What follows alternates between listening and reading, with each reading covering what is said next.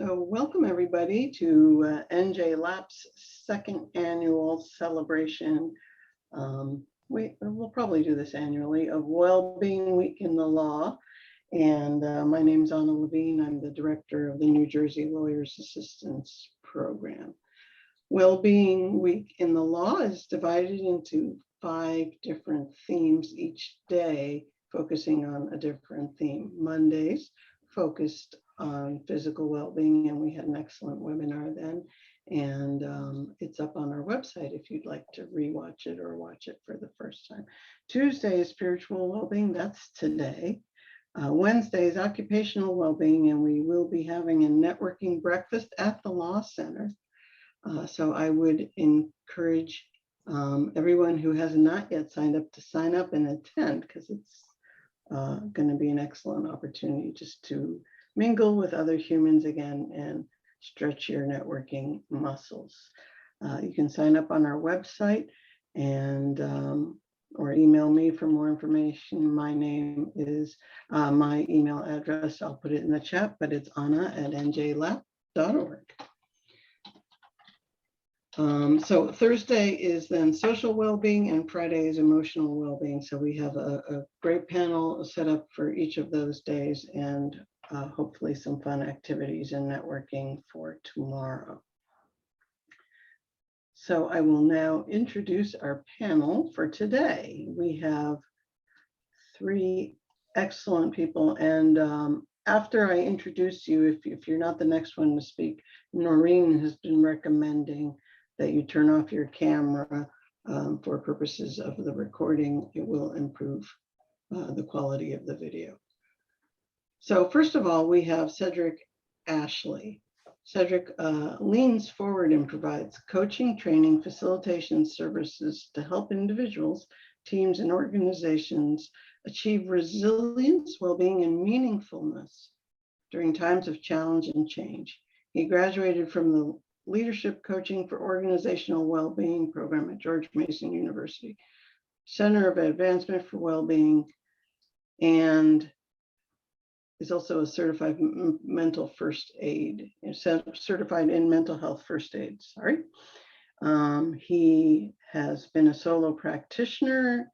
He has served as an assistant district attorney and has also worked as a litigation associate.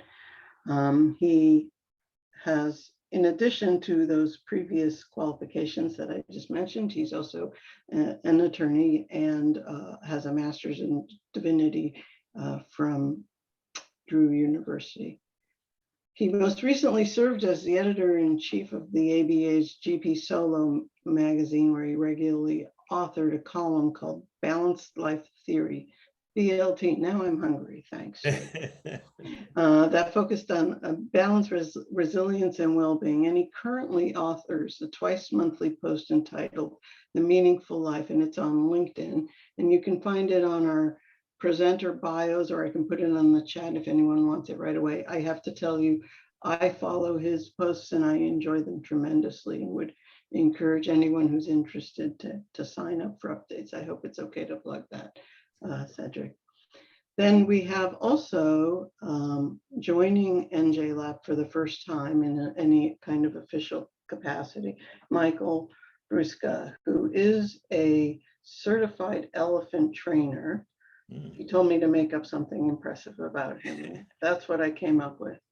And since 2009, he's devoted the majority of his practice to representing vulnerable people and their families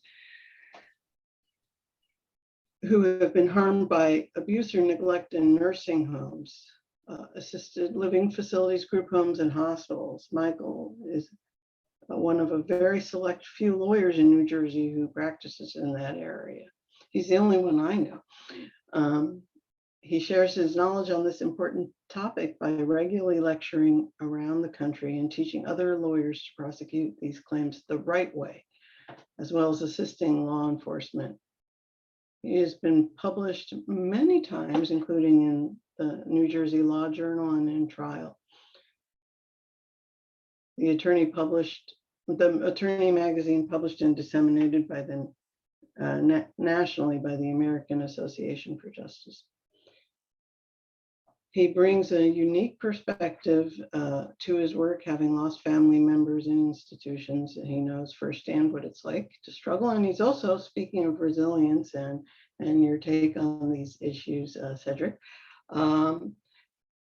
previously, before entering private practice, served as a judge advocate general, JAG, in the US Air Force, where he tried many cases all over the world, including in Japan. And I don't know if it's Qatar or Qatar, I've heard both, and Kuwait. JAG attorney, nursing home neglect, definitely fighting the good fight for all of us. Thank you, Michael, for joining us today. And last, but by no means least, we have Ramon Ortiz, who works with me as a senior attorney counselor at the New Jersey Lawyers Assistance Program in New Brunswick, New Jersey.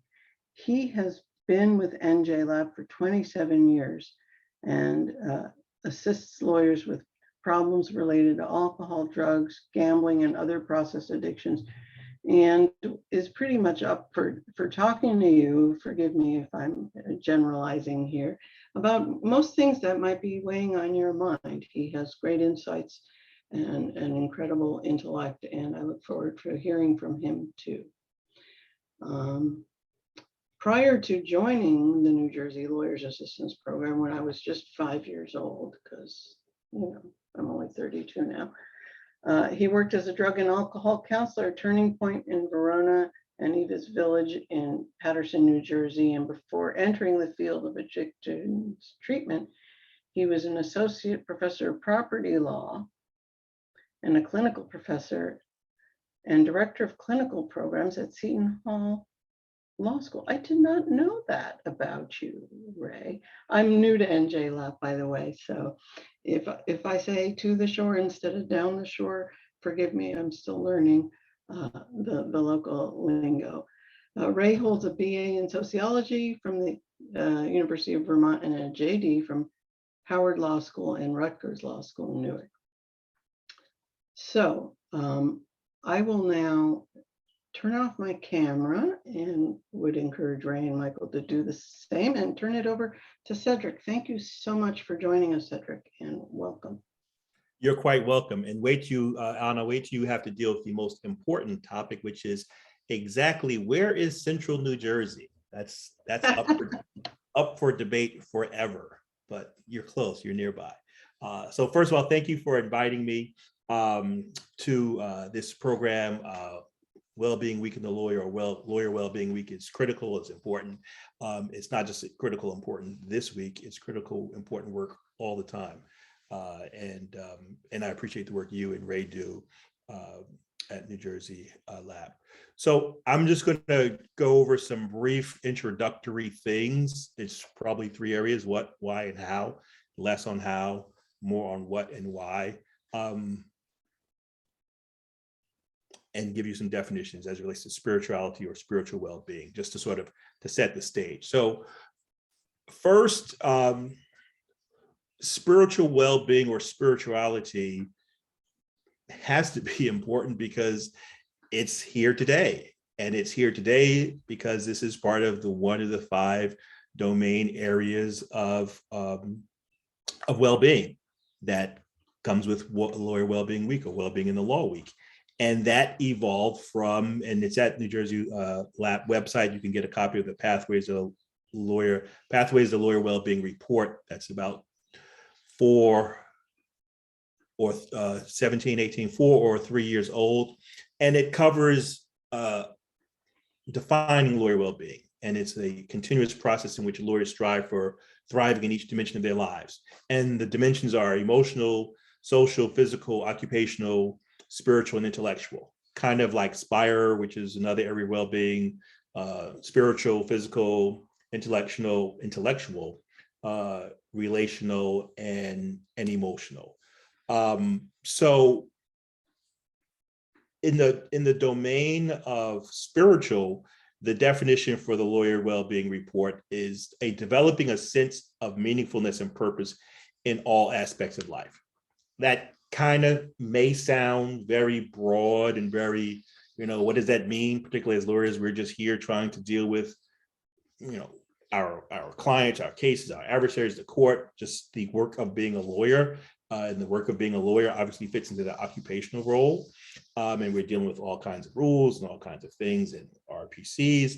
So the notion of developing a sense of meaningfulness and purpose in all aspects of one's life may not be sort of right in front of you, may not be front and center, but it's significant enough in the lawyer well-being report, Pathways to Lawyer Well-being report, to be a domain that they looked at. So that's one area.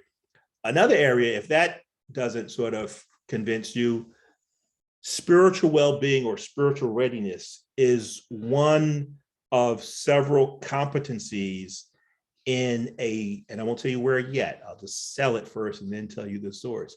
Spiritual readiness, spiritual well-being is a competency, it's an area or an element in a resilience program of a major organization. And they define spiritual readiness as finding meaning and purpose, once again, in one's life. And I'm reading from one of their infographics. Spiritual readiness is the ability to endure and overcome adversity by finding, I probably change the language, I say by having meaning in our life experience. We derive meaning and purpose from serving and belonging to something greater than ourselves, knowing who we are at our core, and developing our best traits. I'm going to read that again. Spiritual readiness is the ability to endure and overcome adversity by finding, and I say by having, meaning in our life experiences. We derive meaning and purpose from serving and belonging to something greater than ourselves, knowing who we are at our core, and developing our best traits. Now you hear that, and I say, well, where do you think that comes from? You may cite a religious institution, you may cite some New Age thinker or New Age movement. I don't know what you would cite, but you probably would not cite the US Army. And that is where that quote comes from. And that's where that competency of spiritual readiness comes from the United States Army's resilience readiness program or initiative, where resilience, Army Strong, Army Resilience is being developed amongst both their enlisted and their officer ranks, all up and down, that they're incorporating resilience into the training of their members. And then another blurb, it says, understanding your purpose. Now we're talking about purpose work, core values, beliefs, identity, and life vision builds your inner strength. That's powerful. And if it's powerful enough for the US Army, who has a significant mission, I mean, there's other stuff, there's medical corps, there's logistics, there's all that, but all that serves in support of defending our nation. So if the Army, that particular branch of the military, sees spiritual readiness as so significant that it's a component of their spiritual readiness program, I would suggest that that it has great significance.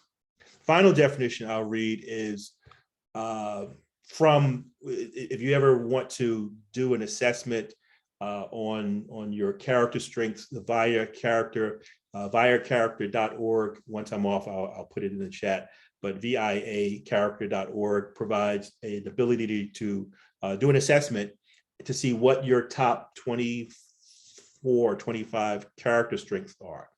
And those character strengths relate to virtues of all time: transcendence, wisdom, justice, a couple other things, and through all literature and religion and philosophy. And one of those character strengths is spirituality.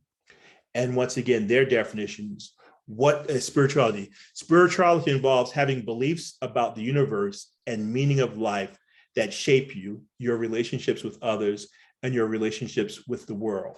Spirituality is expressed through meaning, purpose, life calling, being a good and virtuous person, and or participating in specific rituals and institutions.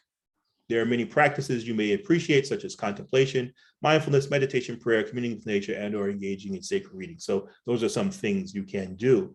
So we've got the lawyer report that suggests that spirituality is significant, or spirituality, spiritual well-being is significant. We've got the Army, where spiritual readiness is a component of their Army Resilience Program initiative.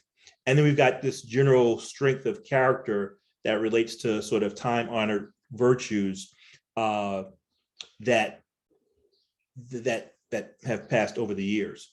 So hopefully one or all of those definitions and one or all of those sources are strong enough to push you to realize that there is something more. And if I could take that big definition, just maybe narrowing it to purpose and meaning brings it down from maybe that high 30,000 foot area to something closer to just, maybe 10 stories. And you can attach yourself to it. So purpose and meaning could be connected to career and vocation, being a lawyer, or it could be connected to something else. But to the extent that if you can view one lens of spirituality as understanding and having purpose and meaning in life, or life calling, that can be viewed to a degree as an anchor to ground you in rough times. So if the only thing for this particular piece you get out of this, my piece, is that spirituality can be viewed as purpose and calling and life meaning, it can be many other things. It can be connection and explored through religious institutions. It could be the wonder of nature, and I'll give you an example when I close in terms of just the wonder of nature. So it could be many things, but if you're trying to tie it in, if it's too distant for you, maybe purpose and meaning and calling can be the thing that ties it in to you for a good connection. And the purpose, meaning, calling, again, not necessarily career, not necessarily what you're doing as a lawyer, can assist in grounding you when you need to draw upon resilience, or when you face that challenge in your life. It doesn't have to be the worst challenge, stage 4 cancer or anything like that. It could just be it could be a rough week, and that anchor can be viewed as that why. So like that, why are you here on this earth at this time? Your purpose, your meaning, your calling may change. Clearly, it's different now at whatever age you are. If you're a lawyer, you're old enough to be a lawyer. It's different from when you were 6. It's different from when you were 16. I mean, this takes time and growth and maturity to get to that point, to be thinking of calling and meaning and purpose. Great if somebody is 5 years old and they understand their calling and meaning and purpose and they live it out to age 75. That's perfect. That's probably not the average person. So we're talking about life development as life moves on. So to the extent that you can anchor yourself in your why, you can handle the different challenges that you may be faced with over time, right?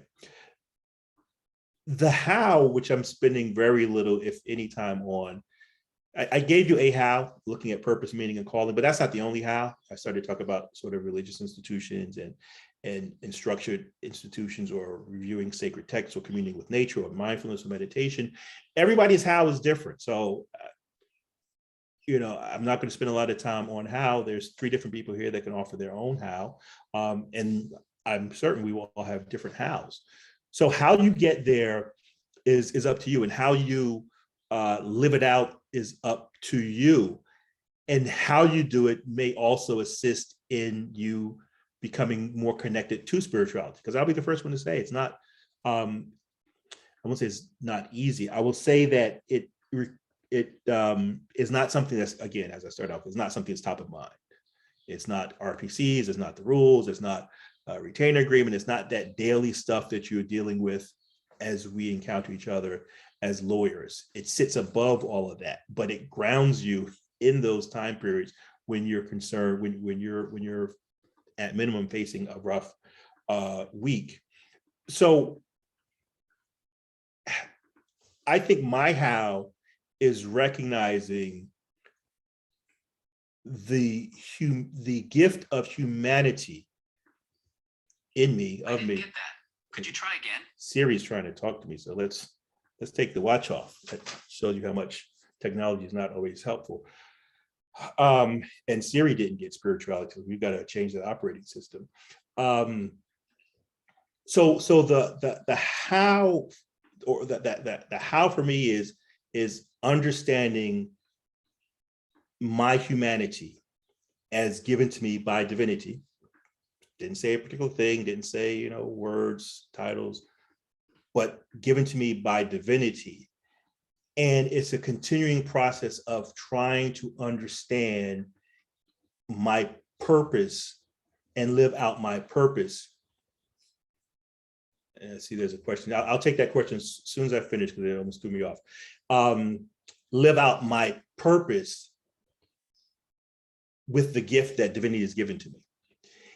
And so the first thing that I try to understand is that that as smart of a whip as I may think I may be, and all the stuff we do as lawyers, to the extent that the only thing I need to do is go down shore, Anna, or to the shore, not the beach, but the shore, the Jersey shore.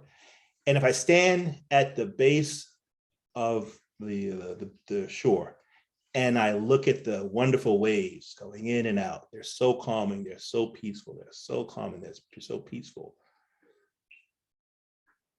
And then I say, but if I were standing here in October 30th or so of 2012, I probably would be 15 feet underwater, because that was Superstorm Sandy. So like the awesomeness of, wow, there would be a storm surge, 9 feet above me, 9 more feet on top of me, because I'm about 6 feet.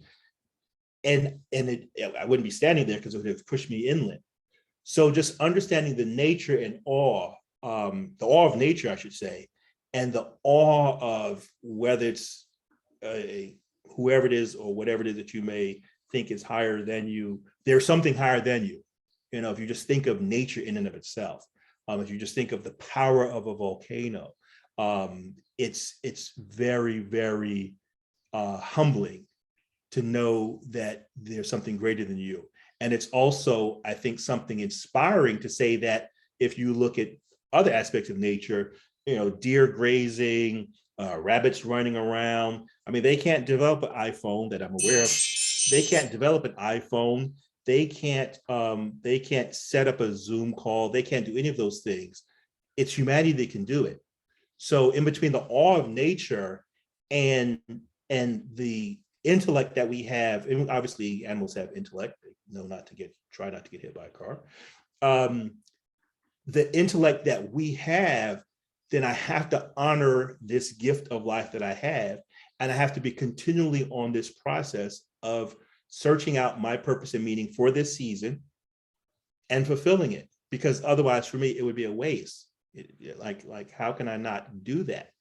So I'll stop there. There may have been a question or two that I'll look at in the chat, or I'll turn it over to Noreen or Anna to see if we want to do a question. We do have a question, Cedric, so you Sure. tell me when you're ready. Sure, I'll take it. Okay, so we have from one of the attendees, and what she would like to know is, how do I find my why once my previous whys have all been fulfilled? I love that. I'm smiling already, because Aletha, and I think that would be because it wouldn't be left. Aletha, and you can put in the chat if I pronounce it wrong, but Aletha is already talking about why. Why is purpose, finding your why. First of all, it's a great book by Simon Sinek, Find Your Why. And why, I think, is also consistent with purpose, with meaning. Aletha, if that's the correct pronunciation, because it's a continuous, wonderful journey. It's not too far, and it will emerge, it will bubble up. Like it's easy to know what your why is.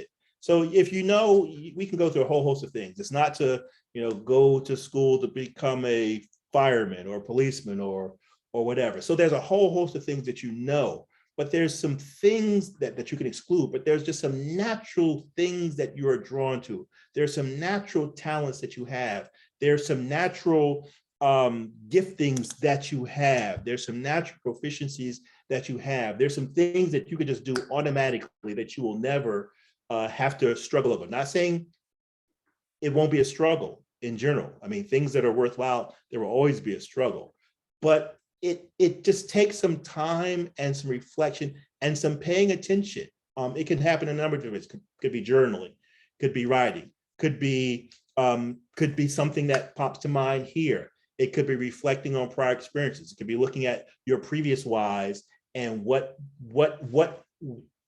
is there a consistent theme through all of those previous whys. So, in a minute, or more than a minute I've been talking, I can't tell you how you will, in a minute, I can't tell you how you will find it, but you have to be present on the journey, and it will begin to reveal itself to you. I know that's a very hokey kind of way of addressing it, but it's just so true. There's one, I just happen to have this book right next to me, right? And this is really about vocation, and vocation is not necessarily why, but this quote may help. The greatest definition of a vocation I've ever heard was offered by Reverend Peter Gomes. He says, your vocation is the place where your great joy meets the world's great need. So your why should have, and this is talking vocation, but your why should have joy, and your why should probably serve something other than yourself. And be okay in that space, and this is my last comment, be okay in that space if you're still searching for it, because it just hasn't been revealed yet.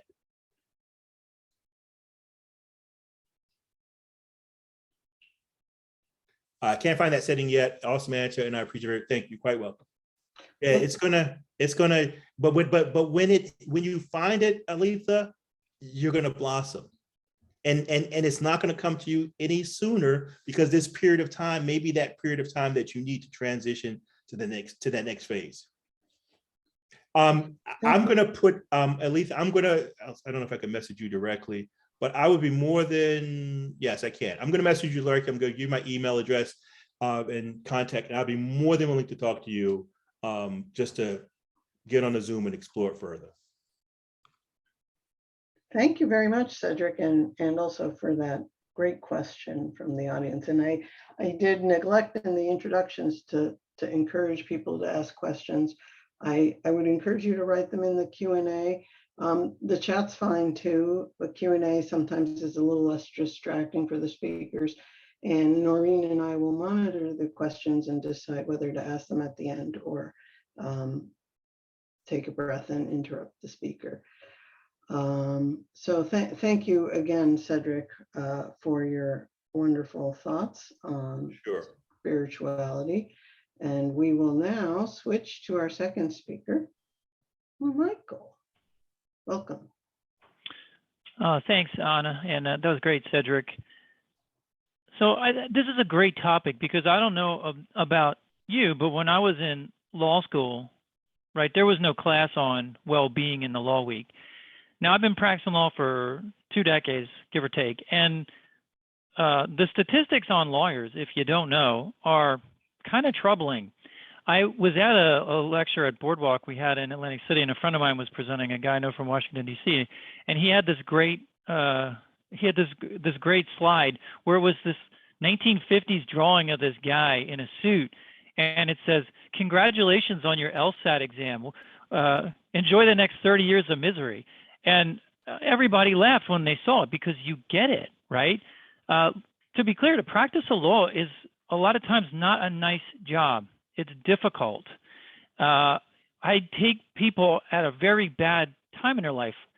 Unlike when I used to deliver flowers, right, when I was 18, which was probably the happiest job I ever had, because anywhere I went, I just lit up the room without doing anything.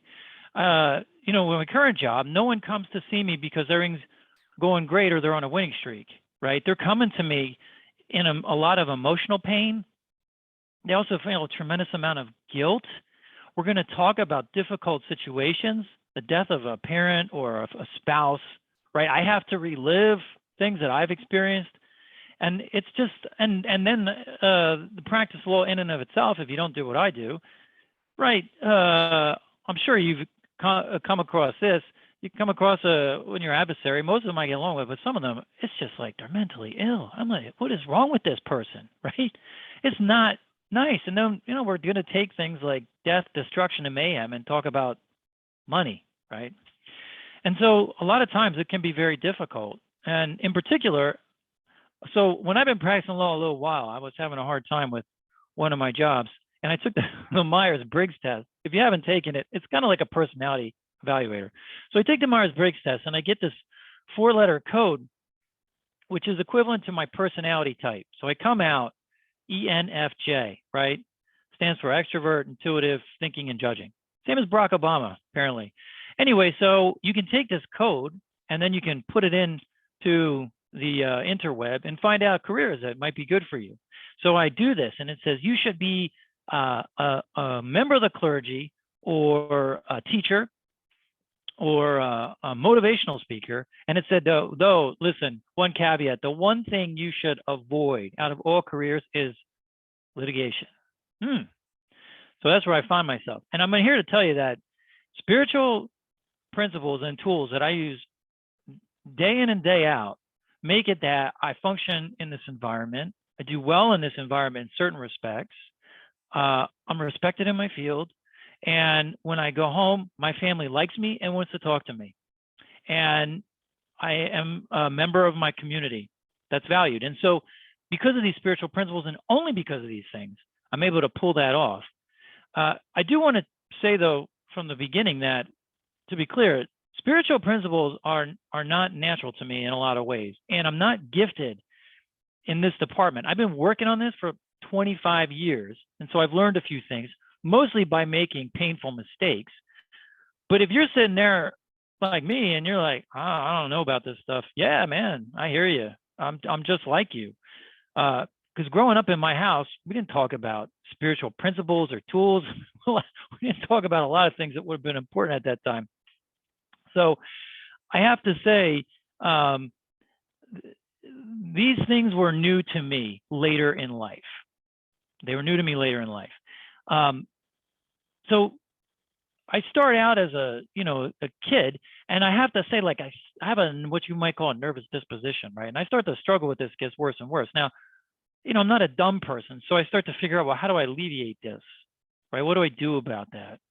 And so, I found my tools to do that, primarily drinking, right? Because this works, till it doesn't, right? And so by the time I'm 22 years old, I'm having real issues with anxiety. I mean, it's really caused me a lot of trouble. If I'm not anxious, I'm depressed, which is great.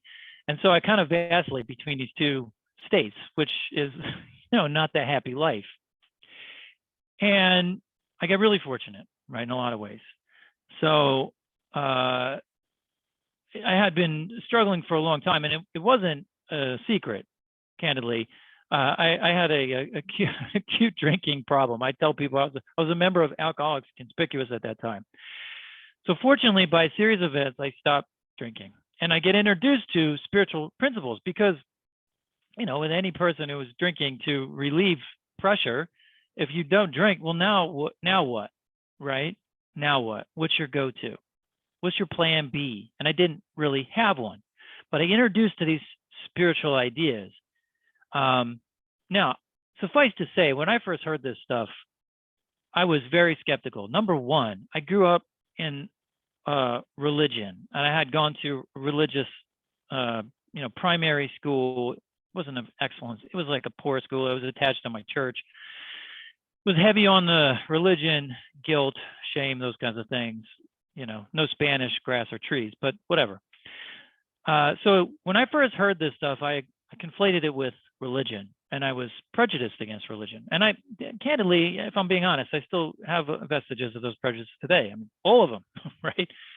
So at first I did that, and I didn't want to hear it. But the reality was that I was in a position where I felt so terribly. I was more open-minded.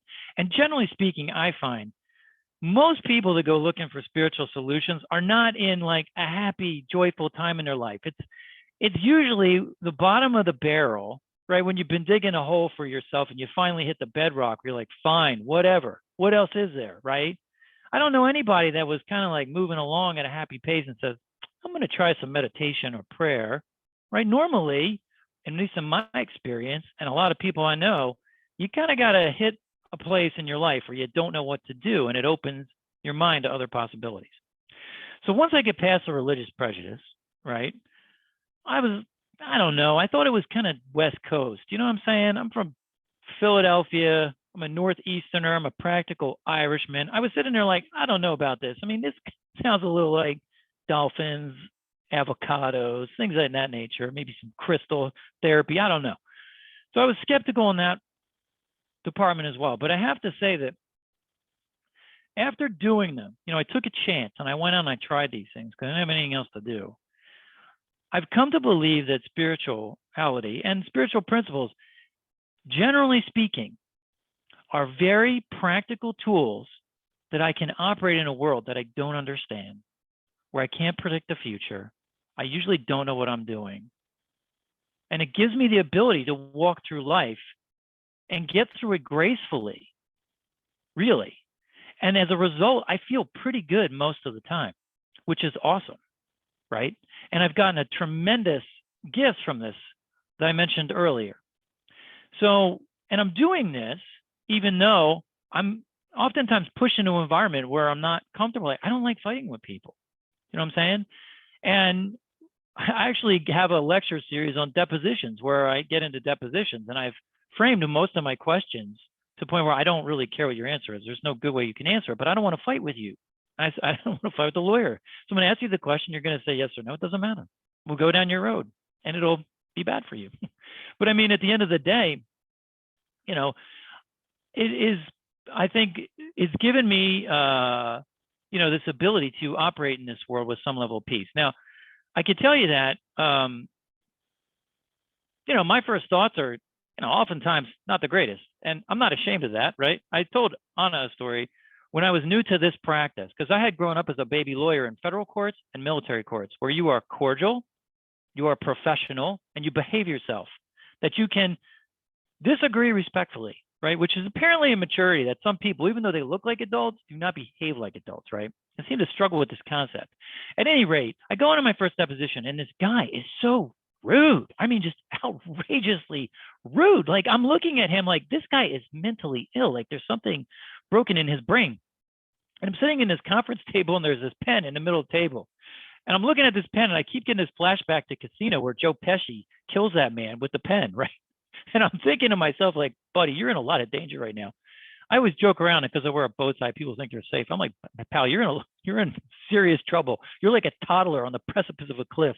You have no idea. And that's fine, right? That's fine. Oftentimes, my first thoughts are absolutely appalling. I mean, horrendous, right? It doesn't matter. Because of spiritual principles, all that matters is what I do, right? I'm not judged on my intentions. I'm judged on my actions. And I've learned to keep my mouth shut at times. And, which is probably why I'm still married. And I have a lot of other good things as a result of that.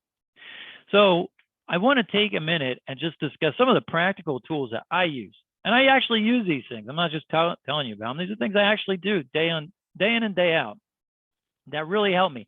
And what they wind up doing is giving me relief, right? So that I do feel pretty good most of the time. So when I come home, I'm with my kids and I'm not like anxious about work all the time, because that's easy. I got a law firm. I got employees, I got clients. I got a lot of things going on, just like every other lawyer out there. I'm no different. I'm just like everyone else, right? But it can be a difficult job. So one of the things that's really important to me is spending time with my family, especially I have two kids. I mean, I like my wife, right? We've been together a long time, but my two children, I spend a lot of time with them. And they're a great joy to me. And when I go home, I don't do work, right? Now, that may be seen as a freedom, but I don't check my email at home, right? No one orders an ambulance via email. So to me, if it's important, someone will call, or it can wait until the next day. And when I go home, I'm with my children. And that is really important to me, whether I'm playing video games or building Lego projects or going to an antique store with my 11-year-old girl. It doesn't matter. Like this weekend, I ran Broad Street with my son, a 10 miler, my 14-year-old, and it was amazing. It was amazing. And at the end of the day, no one from the office is going to like change my diaper when I'm an old person, but they'll hopefully be there. And it's a meaningful thing to me. And that's a very important spiritual tool I use. Another one is I have a very important social network that I have people in my life, and I don't mean acquaintances. I mean people in my life who I actually tell the truth to periodically about how I'm feeling and what's really going on, right? And so this social network is very important, that there's people that know me and know when I'm not doing well, and people that I can talk to about those things, and cultivating those relationships. Because at the end of my life, I don't know about you, but what am I going to take to my God? My car? No. My house? No. None of that stuff's going to matter. What's going to matter is like, who did I have an impact on here while I was down here? And was it positive? So that's really important. Another really important thing to me is exercise. Now, I'm not like, Jack LaLanne or anything, but I mean, I do run on the weekends. Now people hear that and they're like, oh, you're a runner. And I'm like, no. I run. If I could achieve the same results by playing video games with my son and eating donuts on the couch, that's what I'd be doing on Saturday morning. But I can't, right? Because I'm a mature adult and I know how to make decisions to do things that a lot of times I don't feel like doing. I don't want to do them, but I tell myself what to do. To me, emotions, right? EMO, to emote. It's energy. And anxiety is just like that. I got to get it out. They did, I was listening to a lecture on this and they were talking about animals that have near-death experiences, right, from another animal. And what they do is they shake, and it's not out of fear. They're getting out energy, right? So at my office, a lot of times, I take a walk in the afternoon. I call my Whoa office. It's a joke with my assistants because I put on my headset and I'll make phone calls or whatever, but I walk around for a while, right? It's very helpful to be mobile. I stand at my desk, right? I don't like sitting all day. Plus, I have attention problems. So it helps me in lots of ways. But at any rate, exercise makes me feel better, makes my brain work better, helps me solve problems, and it's really important. Okay, I'm going to go out on a limb here and talk about prayer and meditation, okay? First of all, people hear prayer like I did the first time. I'm like, I don't know about that. You know what I'm saying? I'm like, because to me, prayer was things I memorized in elementary school. To me, that's not what it is. I don't pretend to know anything about the God. To me, the God and a human, it's like explaining baseball to your pet cat. I mean, his brain cannot comprehend that. So I don't even go and think about that anymore. When I come home, and I'll say this about prayer, like, so, if you got kids, you've had this experience where your kids come home from school and you're like, how was school today? And they're like, fine. What'd you do? Nothing. Thinking, well, you've been there for 6 hours. Obviously something must have happened, right? What I don't want them to do is get on their knees and start reciting an Our Father prayer. That's not what I'm interested in. So to me, prayer is just like, I get in my car and I talk to my God. And I say, this is what I got going on today. This is what I'm afraid of today. If you can help me be graceful in this situation, I'd really appreciate it. And I think those are really effective for me. That works. It also helps me process things by talking with, my God, whatever that is. There's a force in my chest that keeps my heart beating, and I can't explain that, right? I can't stop it by willing it with my brain, and that's good enough. It doesn't matter. Now, meditation, there's a real science behind that, right? It is good for your brain to sit quietly, but I have to say, meditation means lots of things. Like famous, perhaps best Roman emperor Marcus Aurelius wrote a book called The Meditations. It's not a blank book, right? It's about him thinking on things, and I do that today. A reactive life where I'm running around reacting to situations is not peaceful, right? So a lot of times I stop, do nothing, and think about it first, right? And think about it. And also, if I'm meditating on good things in my life, I'm probably not going to feel bad, right? There's a lot to be grateful for. But because I'm not spiritually gifted, I got to do all this work just to be okay with, my 2 healthy kids and my nice wife and house and business, right? The other thing I'm going to say about prayer, though, is, and this is a hard one, is I don't like being angry, right? Because you can't be angry and happy at the same time. How I feel is a really narrow pedestal, right? So I got to choose what I'm going to have on there. And if I have anger on there, that's what's on there. And that's not a pleasant feeling. If I want peace on there, I got to get the anger off. So when I deal with someone who's unpleasant, I actually pray for them. And I pray for them to have happiness and peace of mind, because that's what I want for myself, right? Now, people are like, I would never pray for that jerk, or, hey, that's my decision. I don't want to feel badly, and I don't want them to have the power to make me feel badly. So that's how I respond to that. And there's important for me to discuss in prayer. I also write things out and talk about it when I'm troubled. There's something about writing it down which makes it real. If it's in my brain, it's like wrestling a crocodile in a mud pit. Like, I'm going to lose 10 times out of 10, right? Wrestling with my brain and my ego. Instead, if I write it down, it's now real, oftentimes silly. And then I go talk about it with some person instead of holding it inside. Now, this sounds like a really simple idea, but I don't know, man. This was one I really struggled with, opening up about vulnerabilities to people. And I found that that is an incredible source of relief a lot of times when I'm struggling.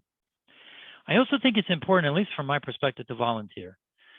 I do other organizations like my VFW post or Chamber of Commerce. Professionally, I'm involved in professional organizations like lawyer organizations. And on the executive committee, it was because it's important for me to help other people. I don't know about you, but I don't lose sleep over other people's problems, only my own. And it's usually, I'm afraid I'm going to lose something I have, or I'm not going to get what I want when you get down to it. But if I'm actively engaged in these organizations, helping other people, donating my time, then I'm not worried about myself. I'm not wrapped up around the axle about my little problems and my little issues. And I feel better, right? And it's an important spiritual tool in my toolbox. Go help somebody else. Call someone else who's struggling. This morning, I was a little nervous about something. My mother-in-law, they just moved to hospice. I'm like, call her up. See how she's doing. She's got more on her mind than you do, right? And it's very helpful. So these are some practical tools that I use all the time, day in and day out. I got others, but I'm on a clock here, so it's not the Mike Brusca show. So I do want to say though, it takes some time, and it doesn't work as quickly as drugs or alcohol or whatever. It takes a little time into practice, but it's worth it. It's worth the discipline. That I'm a better and more effective person. That I have that resilience that Cedric's talking about, whether it was deploying in the military or death of a parent or whatever it is. I showed up, I did my job, and I was graceful. And it's because of these spiritual principles. It's why I'm a valued member of my community. It's why my wife likes me, and we've been together for such a long time. It's why I'm close with my family, right? And my immediate family, my brother and my sister, and I show up and I do those things. So it's certainly, this topic is great. There's no pat guide to it. There's plenty of practical advice out there. But if you're on this call and you're sitting there and you're really struggling, I'm here to tell you, you don't have to be good at it. It doesn't have to be natural, and it's worth the time and energy because it made me a better, more effective, and more peaceful person. So thanks for the opportunity to chat today, Anna, and I really appreciate it. Thanks for listening. Wow, thank you, Michael. We had one comment that what you were saying was really resonating, and I don't know, I was rapt with attention. That gives Ray a pretty tough act to follow, 2 tough acts to follow, but I really appreciate your insights. And, another lesson I drew from what you said was, there is really no problem that a drink or a drug won't make worse. And, and these are tools that can be practiced, and you can hone your skills. And in fact, these personality tests that both Cedric and Michael were talking about, the VO10 and the E and the Myers-Briggs, you can in fact even change your results on those tests with time, practicing new principles. So thank you for telling us about your take on spirituality. And if we have time at the end, we'll encourage folks to ask more questions. We did have, that one got answered. It was really great to hear from you, and we will take the opportunity to have the Michael Brusca show someday in the future. In the meantime, wrapping it up for us, my fabulous colleague, Ray Ortiz. Thanks. Thank you, and good afternoon to everyone. And yeah, it's hard enough to follow one, tough act, and I got to follow 2 now. So thanks to my colleagues for their insights. I got a lot out of it. And, one of the things I focused on, caught right away was Cedric, when you said that there are different hows. And that's the thing about spirituality. It's a hard thing to wrap your mind around, or to get a definition of, or get a working definition of. But everyone should know that there are many, many different hows. So one person's how might be going to church. Another person's how might be hot yoga. Another person's how might be meditation. So there are many, many pathways, many doorways. And religion is just one of the doorways that opens to spirituality. But there are many, many more. I would define spirituality, a couple of definitions that I've come up with for myself. But a very simple one to start with is spirituality is my reason for getting up in the morning. And then Cedric and Michael both talked about purpose and meaning and the importance of those two things for a life that's worth living. So if you have a purpose and meaning, then getting up in the morning is all that much easier. And I can tell you from experience that at one point in my life, when I was a practicing attorney and running all around the place, I did not have that feeling. I did not have the feeling of a reason to get up in the morning. Okay, I had plenty of reasons to stay in bed, but law wasn't one of the reasons why I was getting up in the morning. So that's an important point. I liked very much Michael's comments about having spiritual tools, because I see the practice of law as, in law they talk about, is this individual, that individual, in the disciplinary cases, how they fit to practice law. Well, Michael gave us the insight of spiritual fitness to practice law. And I think that's a very, very important part of it. And as Michael was saying, all these spiritual principles and how they help him be a good lawyer, but beyond being a good lawyer, being a good father and a good husband. Right? So spirituality really is the thing. And it's different for everybody.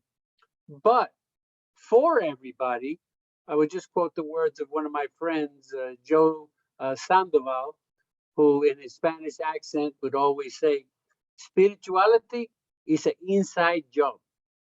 Okay? And it is. So everybody's inside is different, and we work the inside job differently, and we try to, improve. The other thing I liked about Michael's comments is this idea of living a reactive life. And this is a big thing. I've been studying Buddhism for many years, but this is a big thing, this idea of reactive mind. And reactive mind in Buddhism, it's compared to another type of mind, which they call big sky mind, which is open, okay? And it's flexible. But reactive mind, the other name for reactive mind is small mind, okay? That mind reacts first and thinks later. Where Michael's point is very, very important, that if you can, get away from that reactive mind, which comes from emotions. And by the way, everyone should know that emotions, the neural pathways in the brain that emotions travel are so much faster, okay? So much faster than the intellectual pathways. So this is why we can be subject to and get caught up in what they call these emotional hijacks, okay? Where the emotion is like a wave that just takes you, and then later on you reflect back and you say, oh, what was I thinking? Well, you weren't thinking. What it was is that the wave took you, the emotional brain took you. And this is a very, very powerful brain because it's much more ancient than our intellectual brain. That's our intellectual part of our brain is the last part of the brain that's developed in evolution. Okay, that's the prefrontal cortex. And so that's the control that we have over this other emotional brain, which looks to satisfy things like instincts, and pleasure, and just not thinking, taking risks, that sort of stuff. So I thought those things were good. But here's my other definition for spirituality.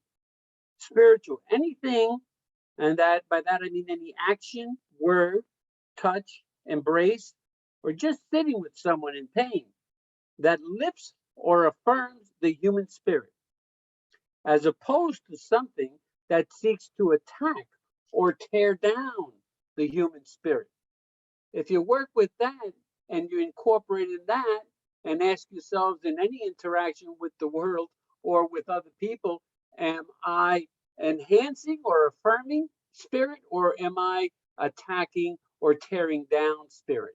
And that's all it takes, because what we do here at Lawyers Assistants, you know, people talk about these different ideas. They talk about psychological well-being, talk about emotional well-being. We talk about spiritual well-being. We even talk about existential well-being. Well, all of those things are one and the same. They cannot be teased apart. They all connect to each other. They all flow into each other. So what we do here at Lawyers Assistants is we provide all of that counseling in reference to these different areas of well-being.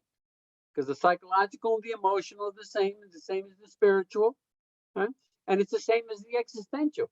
It's all about anxiety, and it's all about how we deal with anxiety, and having these ideas of spirituality or other principles that we get, for example, like Micah was talking about from recovery. All of those principles are valuable. They're valuable if we use them.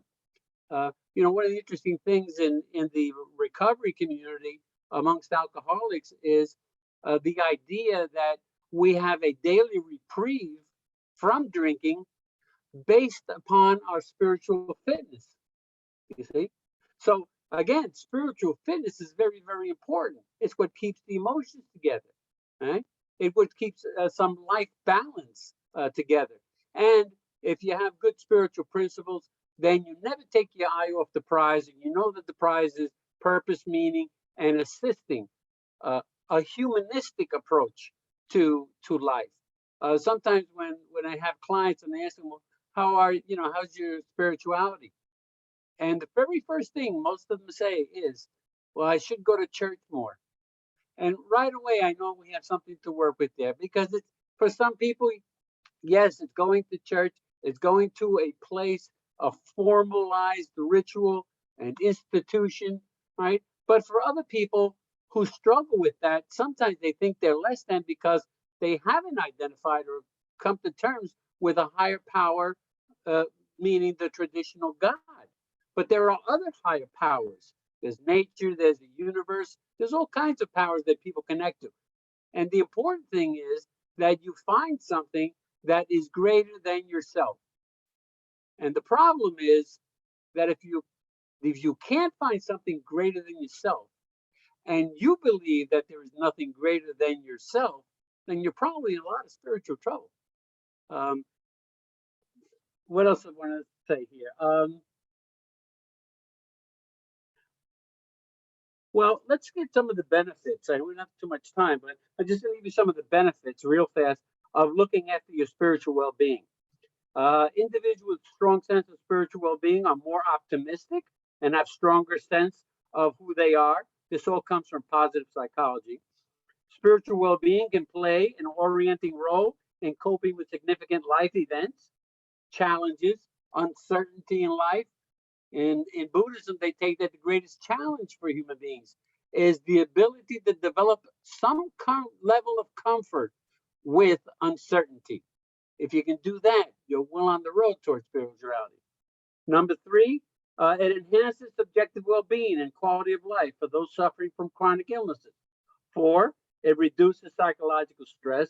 And 5, assists in the process of letting go and getting beyond yourself. Now, I'm going to end with this. I have a friend of mine who's a master therapist. His name's Larry. He's been a psychiatrist for over 40 years. And one day he poses this question to me. He says, Ray, what do you think is the thread or the commonality between people who go to psychotherapy? And he said, I mean from the very first patient that entered the room of Dr. Sigmund Freud to the person who is entering that room right now at this very moment. What is the thread that runs through all of them? And I said, well, that's a good question. I have no idea. He said, the inability to let go. That is the problem. And so anger, letting go of jealousy, letting go of self-doubt, all those things, okay, are really important. Loosening the ego, letting go of the ego is really important.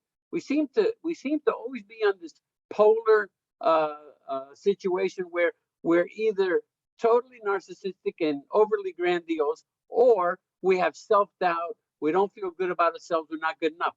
Somewhere along the line, there's a balance there. And I think spirituality, from everything that everybody said here, is how you get to it. Thank you. Thank you, Ray and Cedric and Michael. And if you're still here, if you could turn on your cameras again so we can thank you in person.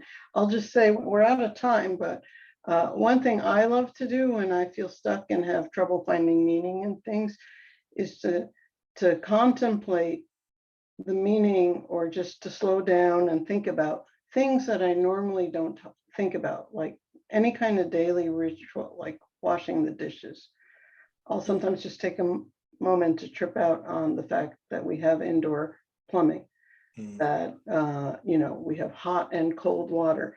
And I get so much meaning from just thinking about the things that I wouldn't naturally thinking about, that I do automatically. Again, great panel. Thank you so much, Cedric, Michael, and Ray. It was wonderful to hear from you.